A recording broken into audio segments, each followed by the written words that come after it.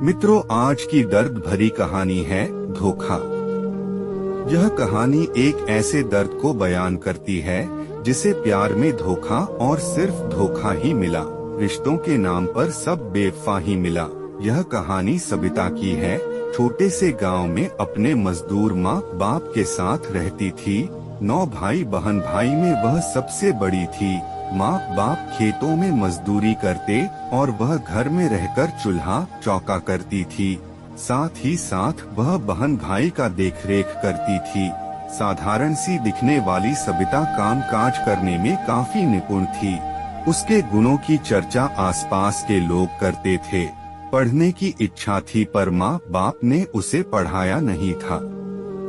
एक दिन जब वह सुबह को घर में खाना बना रही थी, तभी उसके माँ बाप घर पर आए।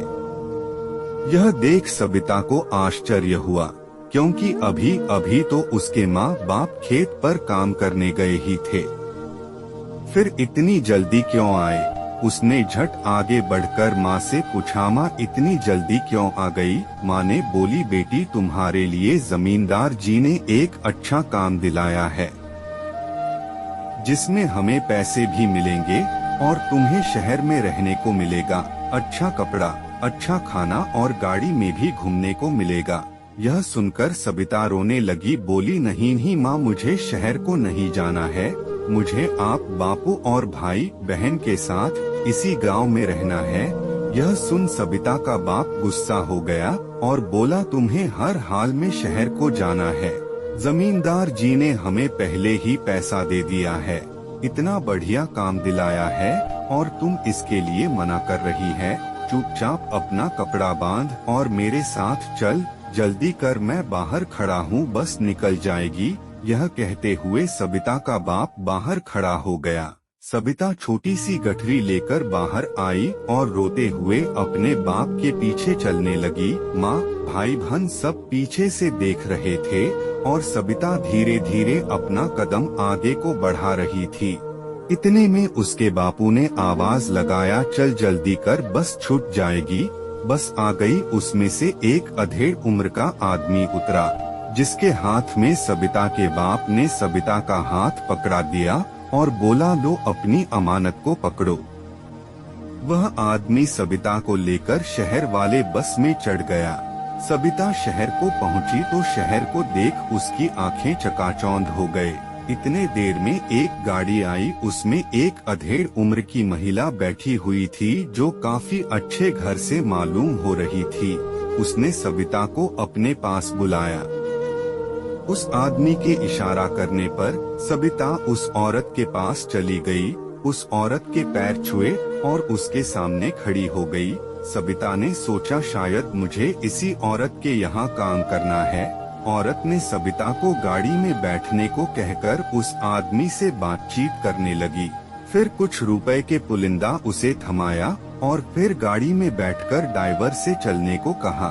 सबिता सहमी सी चुपचाप गाड़ी में बैठी हुई थी। कुछ देर बाद गाड़ी एक मकान के पास रुकी। वहाँ काफी चहल पहल दिख रहा था। सबिता को गाड़ी से उतरने और साथ में चलने को कहकर वह औरत आगे आगे बढ़ने लगी। वहाँ पर सबिता ने देखा, सब लोग उस औरत को माजी कहकर कर संबोधित कर रहे हैं और सब उसे सलाम कर रहे हैं। सबिता उस औरत के पीछे पीछे उस मकान के अंदर चली गई। वहाँ सबिता ने देखा कि उसके जैसी और भी लड़कियां हैं, जो कि काफी अच्छे कपड़े पहनकर सजी संवरी है। इतने में माजी ने एक औरत को सबिता को तैयार करने को कहकर वहाँ से चली गई। उस महिला का नाम तनु था। अब तक सबिता काफी डर चुकी थी। वहाँ के हालात उसे अच्छे नहीं लग रहे थे। वह तनु नाम की महिला से घर वापस जाने की बात कही और घर जाने की जिद करने लगी। इस पर तनु नाम की महिला ने थोड़ा ऊंचे स्वर में बोली, तू किसके पास जाएगी? उस माँ बाप के पास जिसने तुम्हें पैसों के लिए बेच दिया है। यह सुनकर सबिता के होश उड़ गए। उसे अपने कानों पर विश्वास नहीं हो रहा था। फिर भी वह घर जाने की जिद कर रही थी। वह भी इस बात पर विश्वास करने के लिए तैयार नहीं थी कि उसके माँ बाप ने उसे बेच दिया है। इतने में माजी आई और उसने सबिता की बात उसके बाप से करा दिया। उसके बाद सबिता कहती है कि मैंने जो अपने बापू के मुंह से सुना, ईश्वर न करे किसी बेटी को अपने बाप के मुंह से ऐसा सुनना पड़े। अब सबिता को एहसास हो गया था कि वह फंस गई है, परंतु कितनी बड़ी दलदल में वह फंसने जा रही थी उसका एहसास नहीं था। उसे तो वेश्या और वेश्यालय का मतलब भी नहीं पता था। आज एक मासूम सी लड़की इस दलदल में फंसने जा रही थी। बार बार अपनी आजादी और रहम की भीख मांग रही थी। मुझे जाने दो, यह रट लगा रही थी। उसको कहाँ पता था वहाँ पर रहने वाले की आत्मा पहले ही मर चुकी है, जिंदा है तो यहाँ पर तो सिर्फ पैसा। फिर भी वह रोए जा रही थी और बाहर जाने की जिद मचा रही थी। इतने में उस तनु नाम की महिला उसे जोर से तमाचा मारते हुए कहा, अब ज्यादा नाटक न कर और चुपचाप इस कपड़े को पहन ले। सबिता के पास अब दूसरा कोई विकल्प नहीं था। वह कपड़े पहनकर तैयार हो गई। वह अभी 14 साल की हुई थी और शुरू हो गया जिंदगी का दूसरा सफर, जिसमें उसके लिए आंसू के अलावा कुछ भी नहीं था। लेकिन सबिता आज भी कहती है, जो दर्द उसके माँ बाप ने दिया, उस दर्द को वह कभी भुला न पाई, क्योंकि वह दर्द कितने और दर्द को जन्म देने वाला था। उस दिन के बाद उसके जीवन में कभी खुशी ने दस्तक नहीं दिया। हर दिन तैयार होना और मर्दों के बीच परोसे जाना उसकी जिंदगी की कहानी बन गई। कई बार वह भागने की कोशिश भी की, पर हर बार नाकाम रही। इस तरह की जिंदगी गुजारते हुए 2 साल बीत गया था। एक दिन सबिता को डोट पता चला कि वह मां बनने वाली है। पता नहीं क्यों वह एक नए रिश्ते में बंधना चाहती थी, जिसे मां कहते हैं। वह नहीं जानती थी कि इस बच्चे का पिता कौन है, फिर भी वह इस बच्चे को लाना चाहती थी। शायद अपने जीवन के खालीपन को भरना चाहती थी, पर सबिता को क्या मालूम कि कोठे को चलाने वाली महिला, जिसे माजी कहते हैं, वह ऐसा होने नहीं देगी।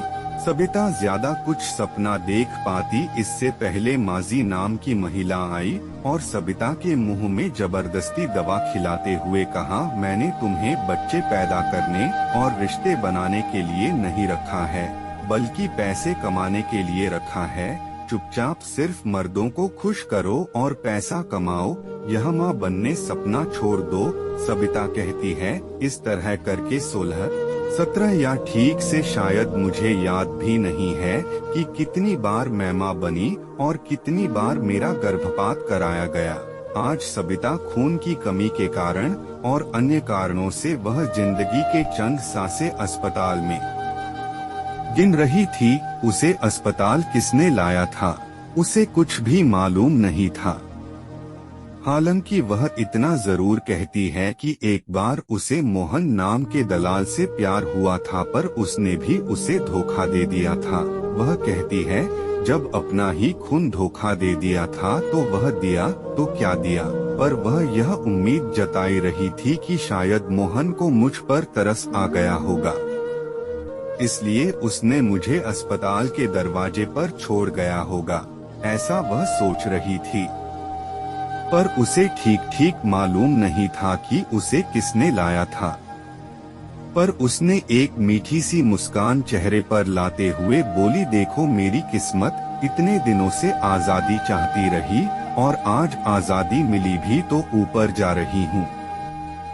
बस मन में एक दर्द रह गया, मैं भी माँ बनना चाहती थी।